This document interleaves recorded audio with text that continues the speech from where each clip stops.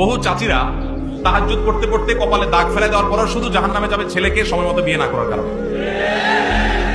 আল্লাহ তাআলা কোরআনে কারীমে বলেছেন, ওয়া আনকিহুল আয়ামা মিনকুম ওয়াস-সালিহিনা মিন ইবাদিকুম ওয়া ইমামিকুম ইয়াকুম ফুকারা ইউগনিহিমুল্লাহু মিন ফাদলিহি। ভালো করে শুনে রাখেন আয়াতটা। আল্লাহ বলেছেন, তোমরা তোমাদের অধীনস্থদেরকে বিবাহ শাদী দাও, উপযুক্ত হওয়ার পর তাদেরকে বিবাহ শাদী করাও।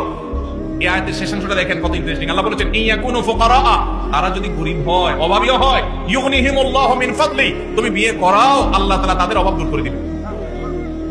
এরপরও যদি বাপ মারা, চাচা চাচিরা, আপনারা যদি ছেলে মেয়েদেরকে হাইকোর্ট দেখান সকাল বিকাল, যদি বলেন যে পায়ের উপরে দাঁড়াও, নিজের পায়ের উপরে দাঁড়াও, ছেলে কি আরেকজনের পায়ে দাঁড়াচ্ছে নাকি? তার নিজের পায়ে দাঁড়ায় আছে। ঠিক ঠিক করা পাবলিক ভাইরা, আপনাদের ওয়াজ আছে, শুধু ঠিক ঠিক মাহফিলে হিসাব চিল্লাইলে হবে না, মাঠে ময়দানে কাজ করতে হবে। কাজের বেলায় ঠন ঠন শুধুমাত্র চিরকুট দেখাই দিবেন আর বাপরে আমি ফুসলে ফাসলে বিয়ে করে দিব আপনারে। এত সহজ মনে করছেন কেন? বাবাদের কথা তাদের জন্য প্রযোজ্য।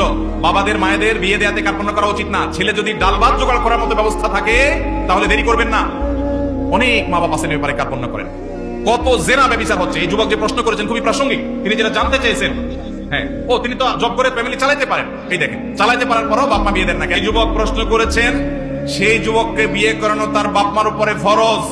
ফরজ ফরজ এই ফরজ তোয়াক্কার কারণে বহু মুরব্বীরা জাহান্নামে যাবেন। সমাজ ব্যভিচারে ভরে গেছে।